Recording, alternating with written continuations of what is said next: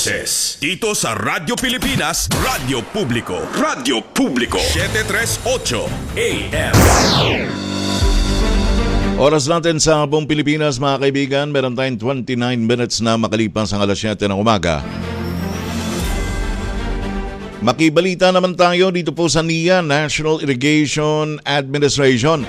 Meron hong partnership ang NIA with local government units.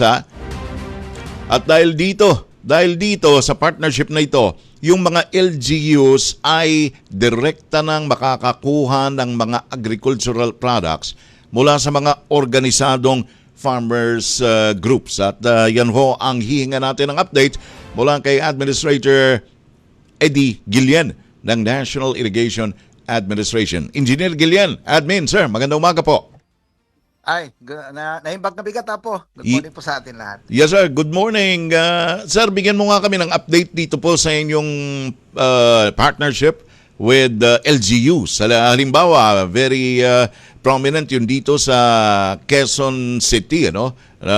May rollout kayo nitong partnership na ito.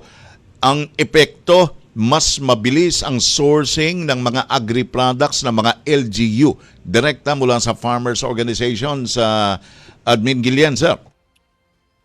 Yes, totoo po yan, sir. Actually, ito pong project na ito ang magbubukas po ng market sa ating mga farmers.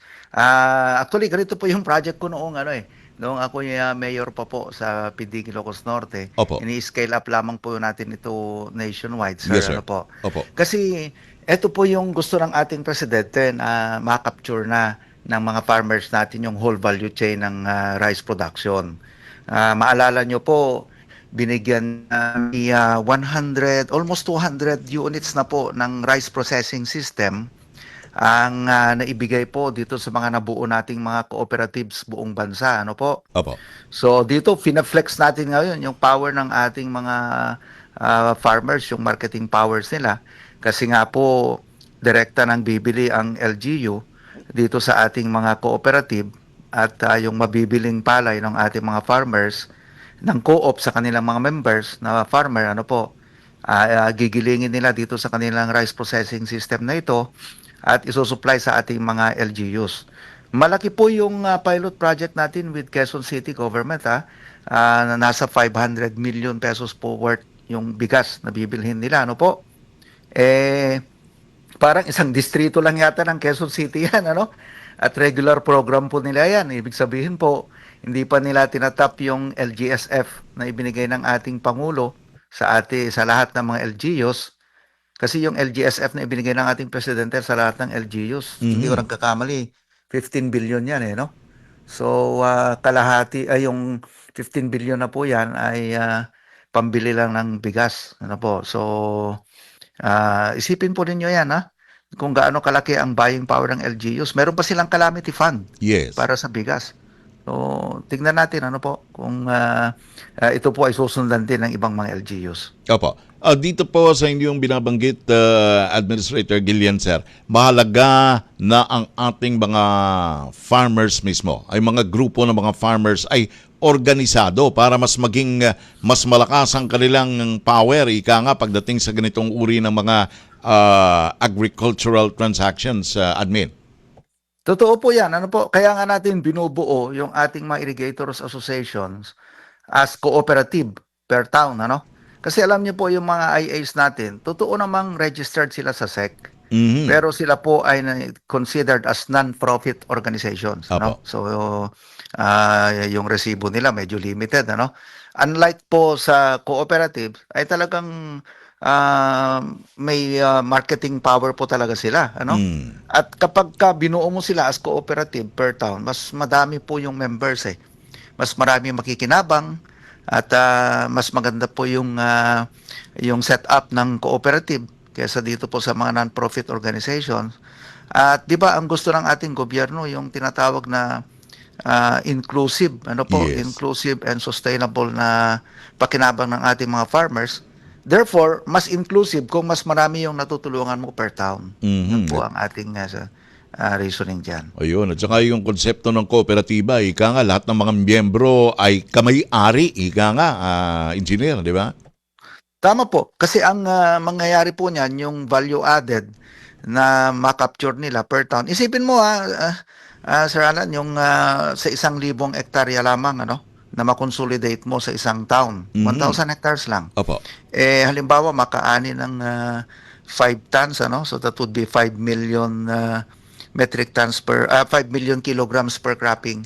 Sa dalawang cropping, 10 million kilograms po na palay yan kung kalahati na lang yan ang maging bigas, wag ng 63%, di meron kang 5 million na bigas, i-multiply mo ng 20 pesos, kasi 20 pesos pa yung value added ng rice production Opo. Sa 20 pesos, 100 million kaagad po na kita kaagad ang makapture ng cooperative per town. So babalik po yun sa members through dividends at patronage refund. So yun po yung totoong empowerment at wealth creation para sa ating mga magsasaka. Yan ang gusto ng ating presidente po. Ayun, okay.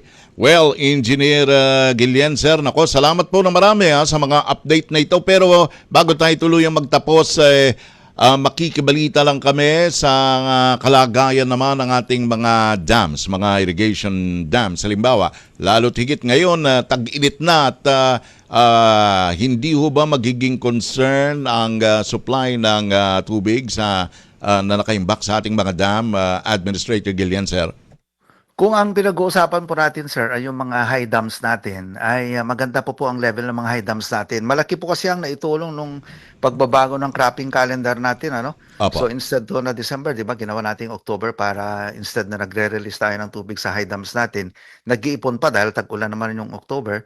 And then umani po sila ng February na siyang natuwa rin mga farmers dahil nagkaroon sila ng off-season cropping, harvest. So mataas din ang pinagbentahan nila ng February. And then tanim ulit tayo ng March, So hanggang ngayon, diyan sa Pantabangan, nagpaputi pa rin tayo Kaya dahil ito na po yung ating cropping naman ng March to June or July, So sa Division 5 or 6 yata diyan yan yung sistema natin ngayon. So malaking bagay din po yung pagbabago ng cropping calendar. At ang nakita nyo naman ang trust ng NIA ngayon, nagpapatayo tayo ng mga solar pump irrigation projects, di ho ba? So, malaking tulong din po yun. Yung pinuntahan namin ni Presidente nung nakaraan sa Kamsur, pinapakita sa kanya ng mga farmers yung resibo, Sabi sa kanya, Mr. President, dati-dati 450,000 ang binabayaran namin monthly. Nagko-contribute kami ng 12 sacks per farmer per hectare, 12 sacks per hectare. Ngayon, zero na. Sabi nila, mas malakas pa yung tubig namin kaysa dati. So, malaking tulong po ito. Actually, ang pinaghahandaan po ng NIA, sir, hindi lang naman yung El Nino, pati La Nina. Yes. Kaya nagtatayo rin tayo ng mga high dams natin. Opo. So, tuloy trabaho lang po. Yes, sir. Engineer Eddie Guillen, Administrator, sir, salamat po na marami for the updates mula sa National Irrigation Administration, sir. Diyos na po. Maraming salamat. Thank you. Good morning. Thank you, sir. Good morning, mga kaibigan. Engineer Eddie Guillen, ang Administrator po ng NIA, National Irrigation Administration. Boses dito sa